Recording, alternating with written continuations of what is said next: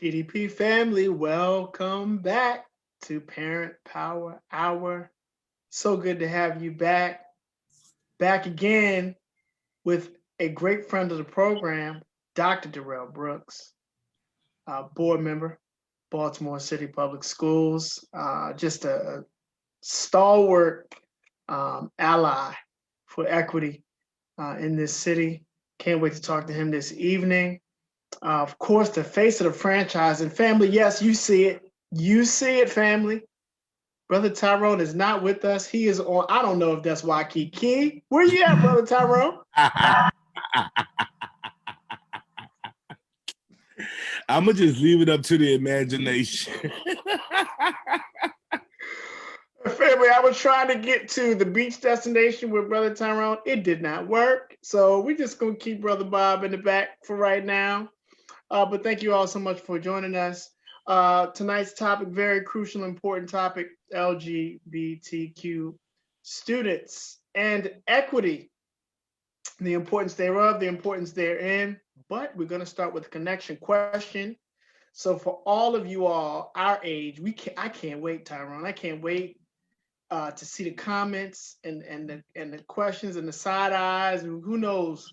Here is the question: What is your favorite part of being young? When you were young, when we were young, we're gonna start with Dr. Brooks. The question is, what was your favorite part of that time? Now, I had it set up because we thought we were gonna have some young people. Young people are busy these days, so they couldn't join us today. But we were going to ask them how they felt about being young. And then we were going to ask the adults, us, how we felt about our favorite part about being young. Enough of that. Dr. Brooks, what you got? Awesome. Thank you so much for for inviting me to be here. Super excited. So let's see.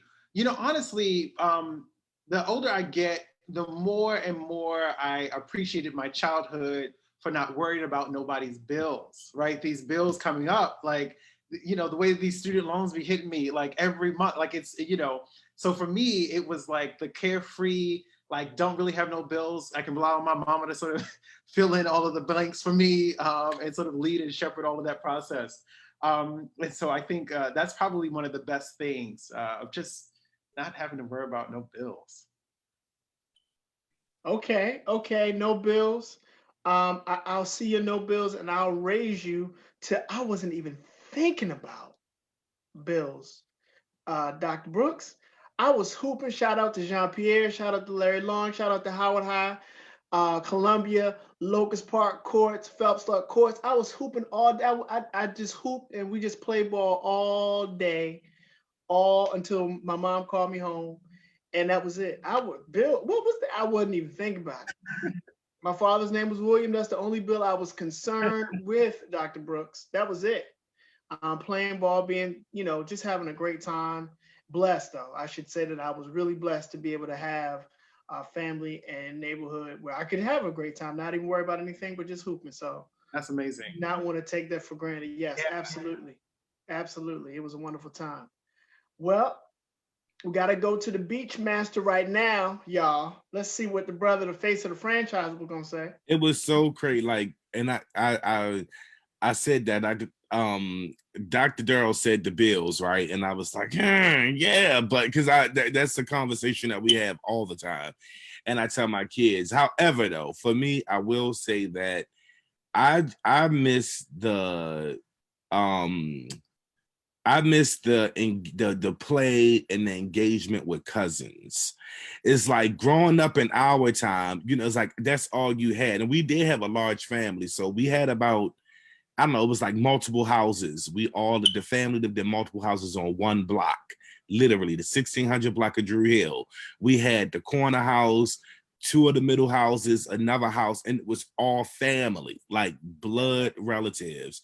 So it was a sense of, I don't know, yeah, like family and being together and cousins that we had, that this generation of our family didn't get the experience. Going to grandma's house every Sunday for dinner with the family, just the family time, I think is from childhood was like the most memorable and amazing. Like, and you just miss, being a nephew, being under your uncles, getting beat up, and I don't know, just like all that stuff that we did, cooking, grandma cooking, and yeah, I don't just the sense of family. When I was young. Now there's a lot of us now, but we ain't nothing. Y'all are trash, and I want y'all to know it. Yes, that's right.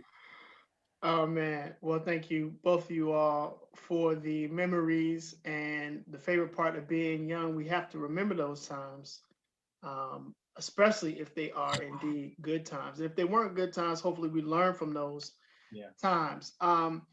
Dr. Brooks, let's humanize this, Yeah. if we could. You know, so many times we kind of brand discrimination, we brand injustices, um, we compare points of equity in this society very often, you know, to the behest of those fighting for these freedoms. Let's humanize. Let's start with you, your personal journey through Baltimore City Public Schools, and then we'll get into the policy. We know that Dr. Brooks, if you recall, Dr. Brooks and his astute mental capacity when it comes to not only for advocacy but also policy. So we will definitely get to that aspect of Dr. Brooks. But let's humanize it for a moment, Dr. Brooks. Yeah, well, thank you so much for that, because I think that's really important.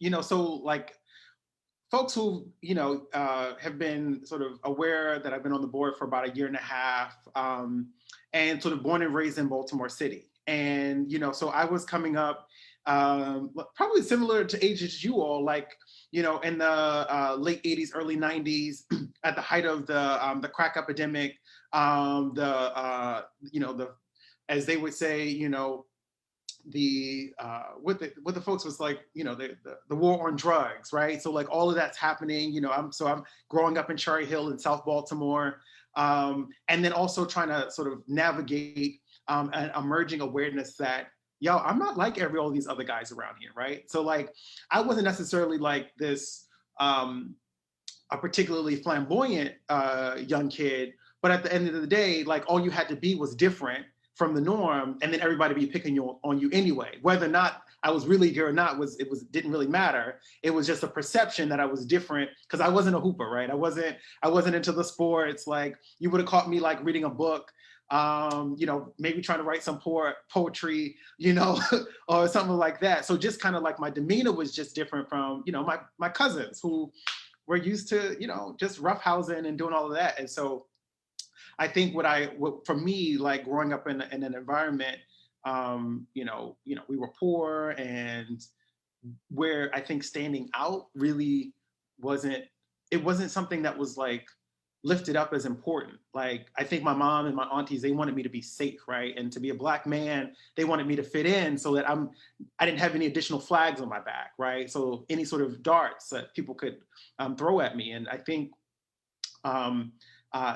so as I was navigating school, I understand now that it was some protective measures happening there. But at the end of the day, I felt like I was being squashed and smashed and sort of trying to be molded into what other people thought. And that trickled over into schooling, right? And so as I was going through elementary school at 45, at Francis Scott Key, and then at Southern, all throughout that process, I was hearing messages about how wrong it was to be gay, how wrong, immoral it was to sort of live that quote unquote lifestyle, and not really having a supportive environment for me at that time to even explore what that really meant for me. Like all I knew was that I was different, and that other people noticed it. But at that time, I really didn't have language to be like, oh, I'm gay. And that came later. But what was happening in school was that the bullying and the harassment was going on. And every time I would report it, oh, they're just horsing around. You know, boys just being boys, you know, don't worry about it. Don't pay attention to it. You know, getting, you know, threatened in the bathroom, pushed and shoved, like then going to report it to teachers and the administrators, and literally nobody doing anything about it. Decide saying, oh, well, just suck it up. Like, and so that really meant that I wind up spending all of my time with my teacher. So I stopped doing like the lunch hour stuff. I stopped going to certain activities at school to really find safety At that time, it was my English teacher and my geometry teacher, who really just was like, all right, you can just come to my classroom when you have some free time. And they really provided a safe haven. And so it was like all of that, that protective, like, I know something's going on with you, and so I'm going to try to create a space for you at the individual level, but systemically, nobody was creating this broader environment for LGBT folks, or particularly me coming up in the 80s and the 90s in Baltimore City Public Schools. No one was doing that work. And so here I am, 20 some years later on the board in the role of the policy chair, and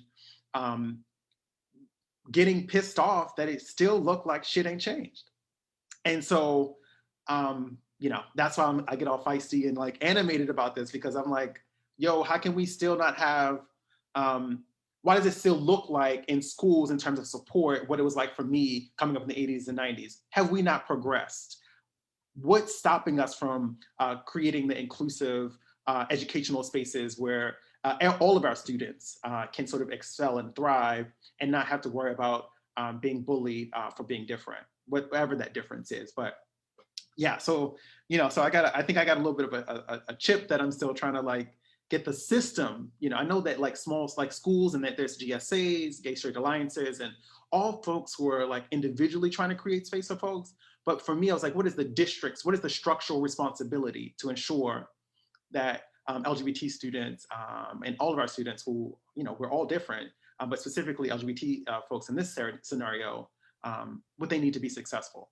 So, I think, William, if that's kind of like a little bit of the humanizing piece, that's where I end. That's where I enter. Yeah. And so going from that, and excuse me, one of the big takeaways I got is the socialization piece. Yes. You're isolated from other people. By the way, I loved hoops, but I love reading and love history. Just by the way, for y'all out there, you can do both. You can do both. Yes. You can be athletic and intelligent and read and do poetry. I was doing poetry too, brother.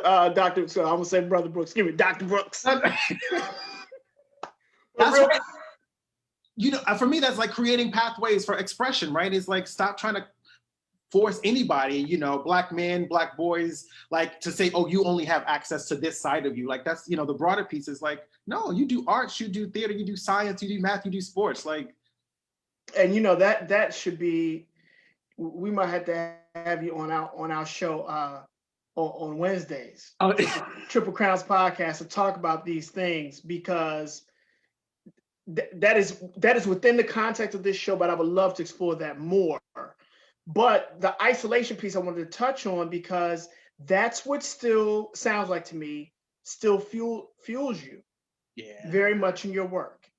That to me is what when you're thinking about policy, correct me if I'm wrong, you're going from the lens of what it feels like to be isolated because of your differences. Absolutely. And, I think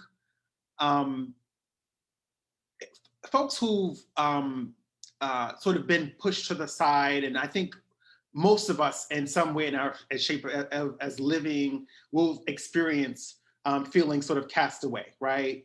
Sort of wanting to be a part of something and never quite being able to get in. And so I think the feeling isn't that dissimilar, and I think what really drives me is the fact that in our K through 12 space, and I believe in all of our educational spaces, we should be about breaking down those barriers of isolation in any system or practice or process that would make a student feel like they can't have access to the same opportunities as another student because they're a part of the LGBT community, that they don't feel safe enough to go to prom wearing what they feel like they want to wear, or using the types of bathrooms that sort of identify and sort of fall into their gender identity and expression. And so I think for me, it is an individual sort of isolation, but it's the kind of isolation that is born out of a structural deficiency and a structural neglect for certain types of students or certain types of people. And I think that's what pisses me off. It's that we need to correct the system and the structural dimensions of this so that we can actually get to sort of this broader welcoming environment for all of our students. But again, people have to value our lives equally. And I think homophobia, the way that it gets structured into schooling experiences that marginalize folks, it's all about a prioritizing and a valuing of one type of life or one way of being over another. And I'm just saying that that's not how I roll. At the end of the day. Thank you, Dr. Brooks. Brother Tyrone, look like you have some input from the family. No? No, I'm reading. Folks are just sucking it in and taking in the information, agreeing with Dr. Durryle now. But while I have the moment, I will say if y'all have questions for Dr. Durryle as it relates to the community and LGBTQ, it's too many letters for me to say and put. Please comment your questions. Anything that you have. Most of y'all already know how I feel about this. I hate the separation. I hate that they have to be considered LGBT youth and a regular youth, like they're all not just young people, period. Contrary to whatever's going on, there should be no difference.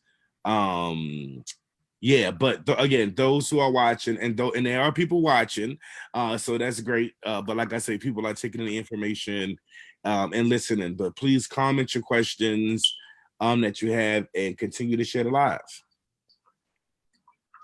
Thank you, brother. Thank you, family. And the opening question was, if you're our age, what should the number be, Tyrone? 30? If you're 30 or older, what was your favorite part of being young? 30 or older. That's where we're gonna leave the cutoff, because under 30, I think society still considers you young. I still think 30, 40, 50 is young. That's a state of mind. Okay, so let's turn quickly. Tyrone had his eyes said something different, but Dr. Brooks, turn into policy now. Now, how do we turn that humanistic, raw experience into and or against a system that seems to be dead set on enforcing a particular type of philosophy in the schools?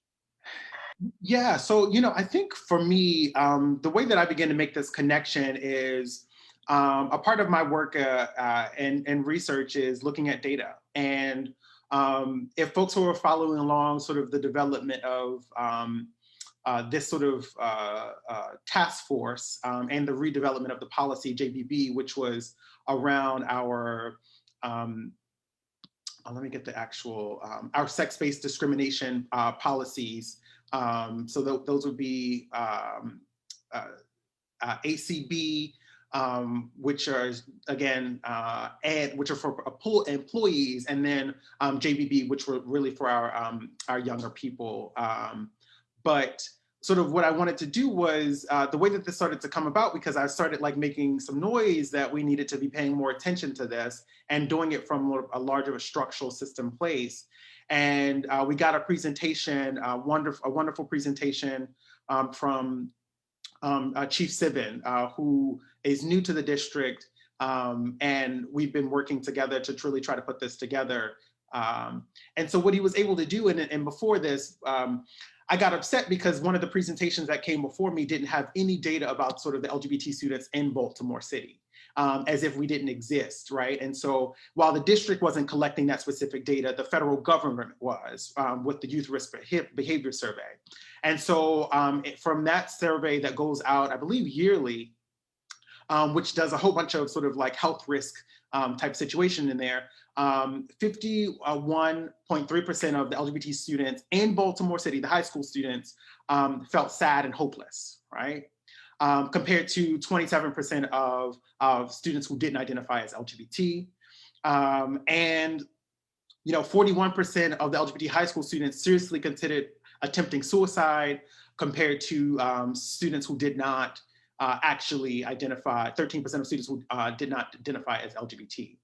And so when I try to think about policy and the sort of the real life implications of it, this was just from 2018 and 19. And so these are our students in a predominantly Black district, which means that the majority of those students are going to be Black. Thinking about suicide because they have felt hopeless and alone and marginalized because of their identity. And so for me, I use that information then to think about sort of what types of policies and practices need to be in place in order to make sure that that those students don't ever feel like that, feel sad or alone and isolated. And two, that they don't ever feel like suicide is their option for them. And so this task force, when we were redoing JBB, was really about strengthening that particular policy to add and to be more in alignment with the MSDE's recent passing of legislation that allowed young transgender students in schools to get the correct gender markers, for example, and be called by the correct pronouns. And it also allowed for adding gender expansion, gender expression and identity to be a part of that sort of protected class, which was a part of the broader federal initiatives that came through. And so it was really able to adopt some more protective measures to really start to create a better container. I think sort of while that's happening, I know that policy doesn't always relate to practice and sort of translate easily. And so the rub is that for me, a lot of this work currently lives in our compliance office with Chief Sivan, which I'm so glad he's willing to shepherd this work. But this is about a whole culture and a whole system type of work. And it shouldn't be in a compliance in a legal context that folks are leading up the LGBT work. It should be in a positive culture, identity affirmation, just a broader system, because it touches on curriculum, it touches on health and what, like it is ELA, math science, everything could have a component when we talk about culturally responsive pedagogy or classroom materials, like LGBT experiences live in all of those things. And so so that policy, again, tries to align us better with MSDE and to embed LGBT identity into our health curriculum more. We're using a part of the work from Advocates for Youth, 3 R's, Rights, Respect, and Responsibility curriculum, which is a comprehensive sexuality education program that really focuses in on LGBT experiences in the broader context of sexual and reproductive health for young people. So yeah, so I think if I got at any of your question, hopefully I did. But yeah, so that's how I begin to make that connection between the individual by literally using the data that we have from our students in Baltimore City, and then sort of thinking about why the policy one needs to be better, improved, stronger, and to be remade. So we don't have that. We don't have students in our system feeling isolated and alone. Thank you, Dr. Brooks. Brother Tyrone? Yeah, so first thing, just to respond, a couple of folks did respond to our check-in, and Brother John says, going outside and playing hide and go get it. Laugh out loud, being outside and socializing, period. What's going on, Michael? I'm gonna come back to a question. Let me read this one though. Also, Yaji said, my favorite part of being young was barbecuing in the summer, July 4th, my mom's birthday, so we could all go around pinching the heck out of each other. You know, that was great nuggets, but I wanted to read a couple of comments. There have been improvements over the past 20 years, but there's definitely a lack of codified approach to including the history and experience of LGBTQ plus individuals. To Dr. Brooks' point, it has been hit or miss. Also, there has been a culture among impactful numbers of teachers, educators at schools that being gay is a sin, and actions and inactions of these teachers further drive students into the corners and shadows. It has improved significantly, but teachers training is foundational if we are going to proactively uplift these youth. And then we have a question that says, what advice would you have for a child that is confused about their sexuality at such a young age, between 10 and 13?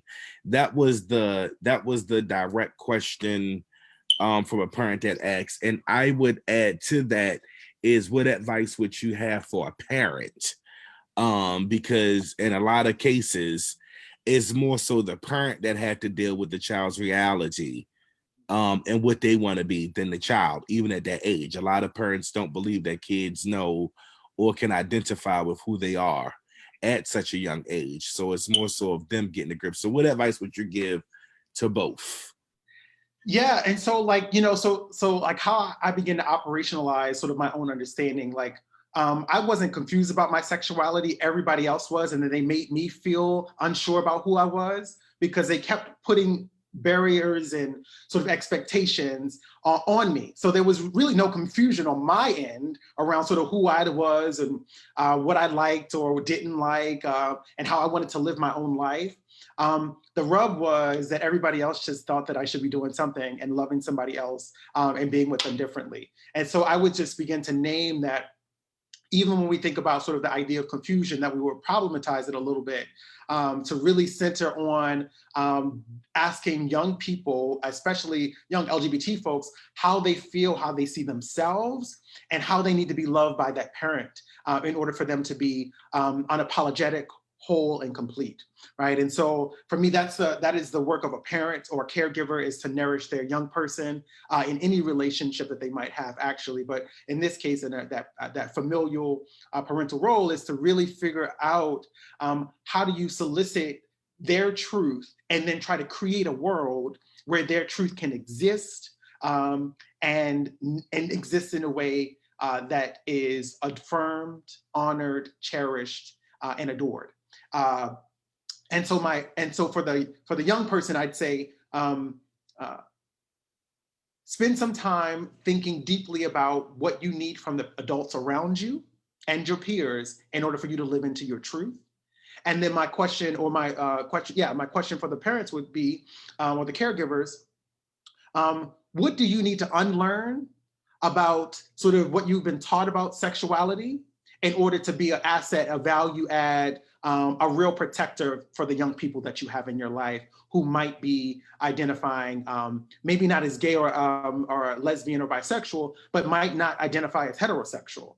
And so I think there's this active unlearning process and that we got to do as a community, broadly, and a society at large, to lift ourselves out of these broader blanket, flattened expectations that this is all you can do, or this is what you can want, and this is all you should be able to have access to. I think we all got a lot of unlearning to do, and I think for me, go back to them and ask them what they need to feel loved. And I think it's a parent's responsibility to figure out what they need to change in themselves to love that child. Thank you much. There is a huge shortage of counselors available for kids.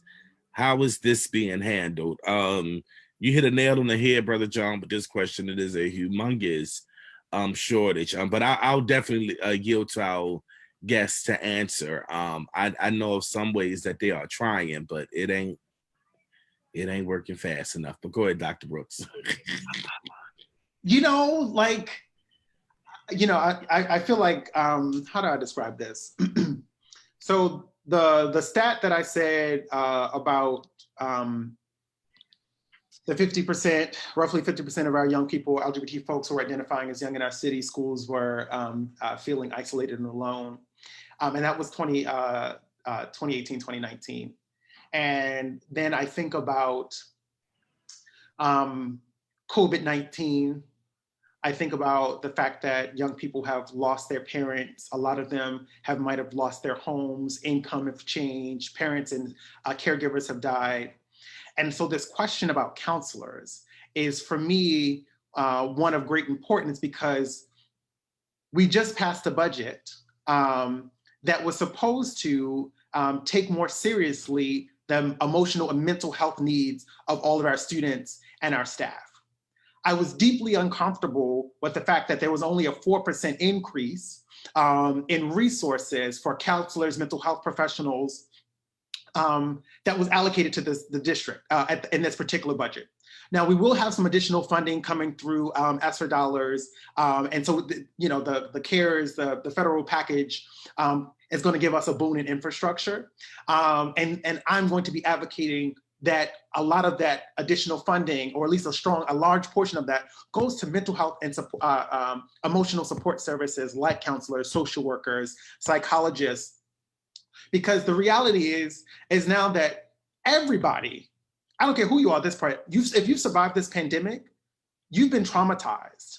On top of the racialized violence that we see every single day with police killings of Black and brown folks across this country. And I don't know how we don't prioritize the presence of counselors, mental health practitioners, and then how do we think that 4% back in 2018, pre-pandemic, was sufficient, and we knew it wasn't then, and then we only do a 4% increase in addition to LGBT, but then the broader COVID-19 context. So I'm with you.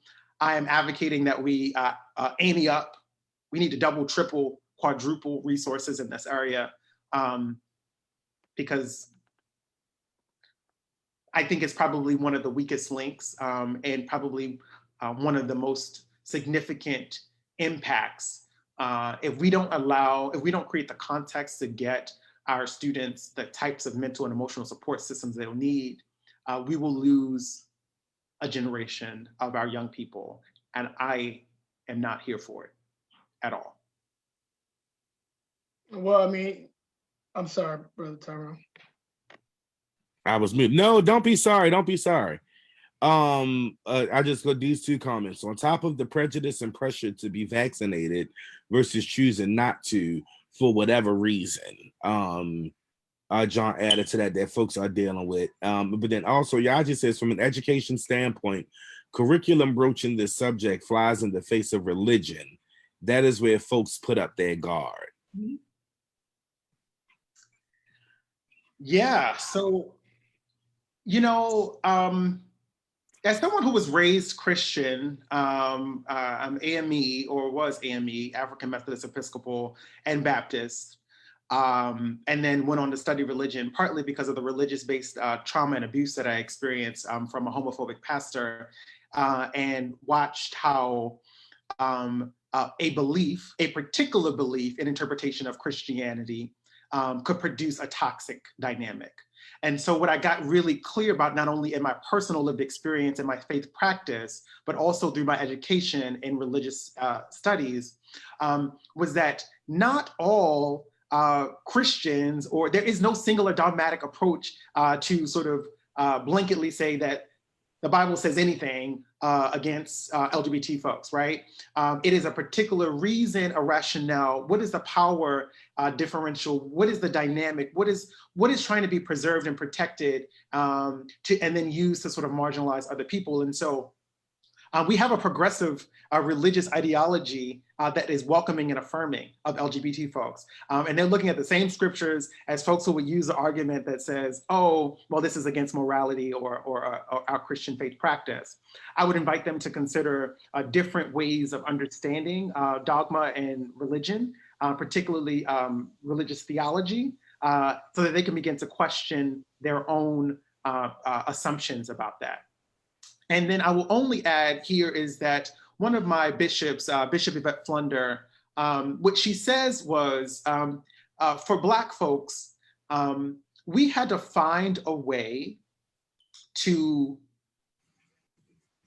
push back on the scriptures that had Black folks be inferior and subservient, to create what we talk about as a Christian liberation theology, right? Because Christianity back in the day was pretty much used to enslave Black folks, right? That was a part of the tool of the scripture. And she says, if you can find a way to create another liberatory theology to make white supremacy the evil situation that we're fighting and not our Blackness, we can find a way to create a pathway for our religious faith practices to be welcoming of LGBT folks too. Given the fact that we've already done that when we pushed back against this idea that Christianity said that Black folks was subservient and should be enslaved. If we can think our way out, we thought our way out of that, we can definitely think our way out of this particular piece around LGBT issues as well. I was going to say 2 points going back before we got to the religious question. There's a duality, there's a stigma when it comes to mental health. This is, I think, COVID-19, amongst other things, in recent years, within the Black community, somewhat within the Brown community. I don't want to speak for our Latinx brothers and sisters, but at least within the Black community, that we're beginning to open up to this thought that mental health counseling, mental health therapy is not as taboo as we once thought. It doesn't make you crazy. Doesn't make you you're gonna fill in your descriptor here for it. So that's one part of the duality. The other part is that, well, if we don't think that it's important, you can believe that no system of government or institution is going to do anything other than, in that particular context, say, oh, no, you're right. You don't need to just keep on doing what you're doing. So I wanted to say that that's part of the mental health situation, I feel, with the lack of counselors and therapists in that regard. And then we have to be real about the religious question, religious test. Now, the Black community, and forgive me, but in my studies of history, Blacks are conservative when it comes to the ideals around sex and sexuality. So if we leave our religion or our beliefs, if we check them at the door, whatever they are, the bottom line is we're in front of a student base. We're in front of young people, no matter how I view the book, the scriptures, whatever they are. We're in front of young people that have particular needs and ultimately need to be respected. So that's what because I think if we don't, Dr. Brooks and Brother Tyrone, if we don't deal with that aspect without making people who believe in the scriptures directly feel a certain way versus people that, like you said, sound like your bishop was saying, well, if you can find liberation theory in the scriptures for Blacks, and you can find liberation for LGBTQ, without isolating, because if we talk about isolated, we don't want anybody isolated. So the training has to be whatever it is you think, you have to check that at the door, because in front of you, you have young people who have these particular needs, and they should not feel subjugated to any of your biases. So that has to be part of that training. Absolutely. And I think, one of the things is that the real is that it is really hard for people to do that, right? It is the way in which socialization works. It makes us believe that the way that we understand the world is the only way to understand it. And I think that's why we have so many hard, difficult challenges, sort of just being in communities with folks who are different than us, right? And so the expectation and my issue or the challenge or the rub is not that you have a different perspective or opinion, right? I welcome that. The difference is power, right? So how do you take your position and then use your authority to make me wrong? And I think, as you were naming, like, that's what happens in the classroom, right? Like when I talk about youth adult partnerships, right? Like, it is adults making assumptions and making demands of young people based on the expectations that are not in collaboration with those young people. They say, I know what you want and what you expect. That's abuse of power. When you're not co-creating, whether it's around LGBTQ issues, whether it's around how you expect people to show up in the classroom just because they need to conform to your particular understanding. Something as simple as how we even discipline our young people, right? It's like, oh, I need you to behave in a particular way, and then we either code it good or bad, and then we end up with the school to prison pipeline. And so my rub and my challenge to people is exactly as you said, like, how do you begin? What is the process of a learning that allows you to realize that just because you understand the world in a particular way does not mean that everyone should think that same way too. And then I think we can make some leeway in this area and a whole host of other areas too. When we just kind of back up and be like, oh, that's just how I see the world. But, yeah, and I've been saying before we go to Brother Tyrone, I've been saying, you know, teaching, the educating, the mentoring, that's heart work. that is Heart. that is. Heart. So it's difficult to legislate the heart. It's difficult to create genuine, have teachers, the backbone of the classroom, to create genuine relationships in an inclusive, you know, in a scope of inclusivity. Sometimes, Dr. Brooks, honestly,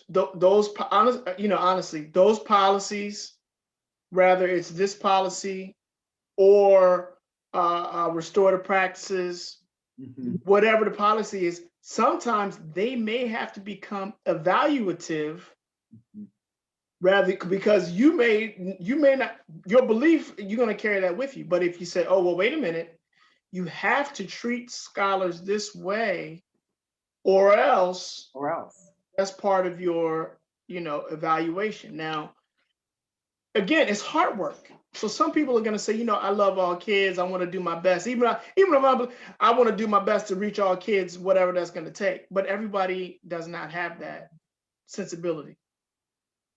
That's real. And I think, you know, for me, like, so much, I think what makes this work really, really hard is the fact that sometimes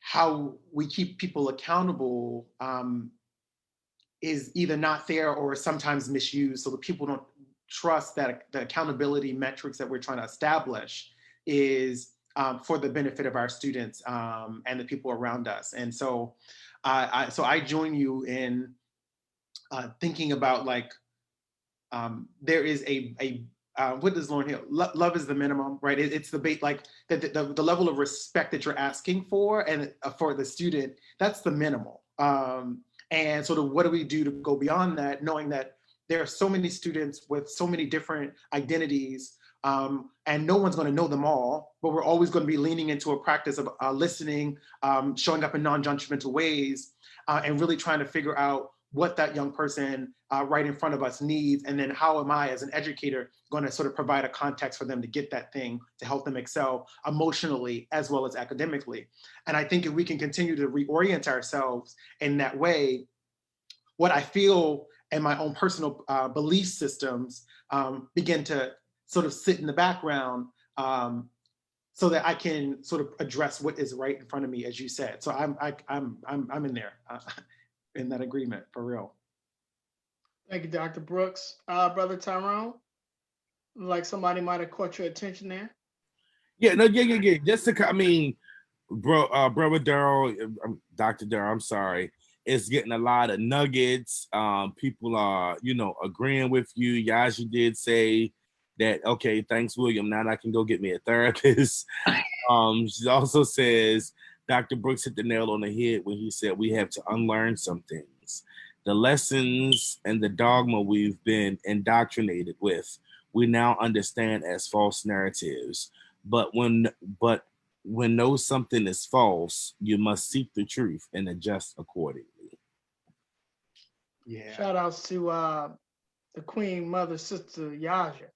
And Michael Chaney, who I'm sure is in the house. I think I heard you mention him. Yes. Thank y'all so much for continual comment and feedback. Dr. Brooks, did you want a yay or nay, Ms. Yaja? Oh yeah, no, I appreciate that. And I just wanted to just say I'm really like, for educators who just take some time. Like what I try to show up with people is that we live in a world where there are just multiple realities and multiple truths. And if we could just start holding the fact that how we understand this world and how it operates looks different based on your positionality, where you come from, what you have access to, I think we'd be better off and better situated to show up for one another. We'd be able to build real community and solidarity across lines of difference, whether that's around race or gender or sexuality or class or ability status. And so like that unlearning is a part of it is the unlearning of our ego, of the fact that we know right or we know better than. And I think especially for like for me, like I always got to keep checking myself, right? You know, it's like just because I got a doctor, you know, I'm a doctor, I got a PhD behind my name, that don't mean I know every fucking thing. Like that's just not like how it is. And if I'm not in a constant place of checking my own self, I'll show up arrogant and in ways that folks don't feel either comfortable talking to me about their hard truths and what matter to them, or I'll be ineffective at trying to bridge across various lines of difference. So yeah, I just kind of wanted to do that. And I just, so thank you for the comment. And also just, I can't say enough about the importance of mental health. And this year showed me more than ever that it is so important, especially for Black folks, to have access to therapists that are culturally competent and responsive, for folks who look like us and can speak into our existence, and help us process not only the current trauma of both our just living in this country, but also the intergenerational trauma that many of us also carry as well. And so the stigma, we need to eradicate it, I think is diminishing. We sat in a student session run by our, we had a youth forum and some students ran the mental health session. And they were asking each other around sort of what it's been like to live through this particular moment. And what they kept saying was, I'm stressed, I'm stretched. Like I need somebody to like, stop putting all this stuff on me. Like how are y'all asking for more and more tests from me when I literally am just trying to hang on here? And so like, how do we begin to prioritize so that sort of, I feel like, and this particular student was at one of our, I believe it was at Poly or City, and was, just doing the comparison. Like I'm here in this place with some privilege and access and resources that some other our students and many of our students don't have that same across the city. So if I'm feeling this as a student at Poly or Western City, like what about all of our other students who might not have the same supports and resources? And so I just kind of like, we need it more than ever, and it's coming from them. It's coming from them. And I'm concerned with the fall, quite frankly. Yeah. When we talk about mental health, stressors coming back into the building. Mm-hmm. Society is essentially saying that the virus is over for all intents and purposes, in my humble opinion. How young people are going to do. We were concerned at the school level about how they were going to maintain in a whole year virtual. Of course, they flipped that light switch mid-year to have some of the scholars come back hybrid. That was a shift. I don't think the district, my humble opinion, is really monitoring the effects of all of these changes with these young people, not to mention the people that lead them, the people that teach them, the families that are involved. That's just my humble opinion. That is not, what's the disclaimer, Tyra? I'm gonna make sure I put the disclaimers. Thoughts of the host are not ascribed to TDP here and there. That's just my humble opinion. But this all of these things, we have to keep in mind the brunt of these things will weigh on the child, will weigh on the student, will weigh on the scholar. Now they got to go from all virtual, have virtual. Now I'm back in school in a robotic. Now here's the thing. This is the last thing I'm gonna say, Tyrone. I promise. Here's the thing, because I know we're closing out soon. But Dr. Brooks, they lessened the distance from 6 feet to 3 feet, and the TDP family is like, oh, here he go again, from 6 feet to 3 feet. But also, what's quiet as kept, they're starting to do research and say, well, we might not need those partitions either. Because what we're finding is that you can get dead spots and coronavirus on the part. So now you're going to take away. It's just a lot, Dr. Brooks. It is a lot.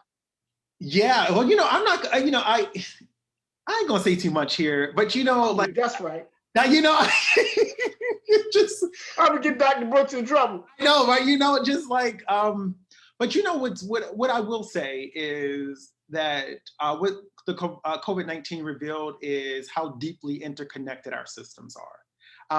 And when one thing goes, so much other things are relying on it. And so when school went away, work, job, like folks, so now families are trying to like figure out like, okay, so what am I going to do? Right. And so and so for me, I always think at the bigger, like the system level. So what's the systems level rationale for taking those partitions down or lessening the distance between students in the classroom or in a building?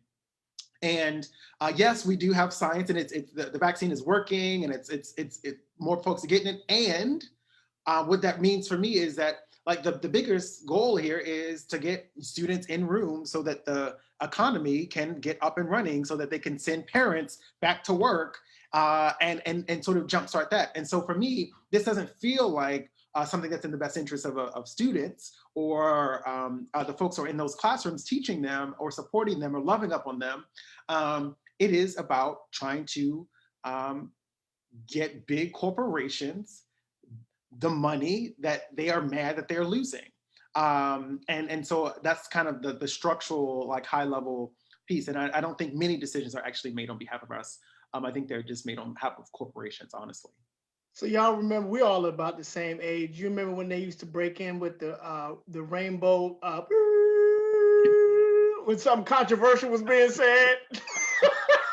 We need one of those, Tyrone, so we can make sure Dr. Brooks is protected. Thank you for speaking truth to power and just being honest, because that's what's going on. And I, the great thing, all of you all in TDP family, TDP Nation, you're watching Dr. Brooks, one of the courageous members of the school board, telling you honestly, truthfully, from all of his perspectives and positions and education, what the truth is and what is going on. And so we have to do nothing but appreciate his courageousness. And so we thank you for that, sir. Tyrone, 5:56, anything left with the family out there? I will read this last comment here, and that is that my daughter, who is back in the classroom, has had different pods that tested positive for 4 weeks in a row. Then they make the students go get tested, but not the teachers, because the teachers got their vaccination. So just a little note that came from someone. But what I would personally like to add to the conversation and remind folks to advocate for and push. I'm asking Dr. Brooks, I'm asking others who are in any type of leadership position when it comes down to education. And that's just, there's so many other areas, but I'm just talking about education in particular, specific at this moment, is when it comes down to it. We heard Dr. Brooks say that they had a forum where young people young people explain what was going on with them. When it comes down to decision making, include those who are most affected by it. Like, don't leave them out. We have been saying this forever, but apparently we need more people to push for it. The virtual experience would have been different had young folks and parents been more included in the process of making the decisions. When it comes down to returning to school in the fall, whether it's going to be a hybrid model, in person, whatever it's going to happen, we need parents and students at the table making decisions when plans are being planned out and how things are going to go. Those who are most affected should be at the table. I love what I'm grateful for people who, care about education and who's in these leadership positions and roles. However, most of y'all will continuously be at North Avenue in a pretty decent office doing your work while these kids are subjected to what's going on inside of these buildings with each other and working with each other after being separated for over a year. You know what I'm saying? So that's just what I want to put out there. And I'm going to continuously put that out there and say, when we have anyone here, who advocate and cares for kids and cares for things and mention things just like Dr. Brooks has said. They witnessed it forehand that young people know. Young people are able to articulate exactly what they are going through, exactly what they are dealing with. Put them at a table, ask them what it is that they need to be able to progress and thrive and succeed in a system, in an education system. Again, whether it be hybrid, whatever the outcome is, have them a part of the process. That's all I want to say. And I would just say one thing. So thank you so much for that. That's brilliant, Tyrone. And I would say that the leaders need to actually fucking listen to them and then design it, whatever solution based on what those recommendations are, and not just listening and getting feedback and not doing anything with it. Because that's what I see and that's what I experience. They'll keep asking you and then disregarding the feedback. You are so smart, and that one word that you said just made me like you even more, because you cuss. I love it. I love when we can slide a curse word or two out. It it just shows passion. And yet, Reed, are you accountable? I'm sorry for folks who listen who might be too. I'll TDP not like that. I promise you. The family, those who are listen. I wish you could see the hearts and the likes that are going up on the screen right now. Thank you, Dr. Brooks, for coming. Thanks for educating us, Dr. Brooks. Thanks for hanging out with us. Great nuggets from William and Tyrone and Dr. Brooks. So this is what's going on. So folks are definitely appreciating, the knowledge and the passion that comes from you. Yeah. Final thoughts, Dr. Brooks. One, y'all amazing. Keep it up. Keep the pressure on us. Honestly, I think me included, keep organizing, keep pushing, keep demanding that we be better as a system and a district and as school board commissioners to hold us accountable. Because I think that's the only way that's going to change. And I'm up on here, but I imagine that you all will take me to task if I start acting up, and I would expect you to do so, because we all have so much work to do on behalf of our students. And in these roles, we really need our community voice to keep the pressure on us so that we'll be forced to change, because right now it seems very, very slow. Yeah. Brother Tyrone, final thoughts? No, I said mine's. I think I definitely gave mine, but of course I will always add to it. We grown-ish around here. That's a comment. That's right. We grown-ish around here. I would definitely add, y'all, as always, join us Thursday at Tyrone's house, Wednesday, with me, Brother William, and Brother John, our Triple Crowns. If you haven't subscribed, please subscribe. Then come back here on Mondays, as always. This platform is for parents, it's for students, it's for those to speak, and get out things that we need to learn, to have people like Dr. Brooks come and educate us and share his passion to be there. So that's it for me. Thank you, Dr. Brooks, for being here. I really, really, really greatly appreciate it. It was some questions that I didn't get to. However, I think we'll save them for Wednesday, because I would like to really hear from you on how society is talking about, gay is demasculizing Black men. And all that good stuff. But I think that's gonna be good for another show. So yeah, I'm a dip. Family, thank y'all so much. Dr. Brooks, thank you for joining us. We'll see you Thursday at Tyrone's house. Thank you all.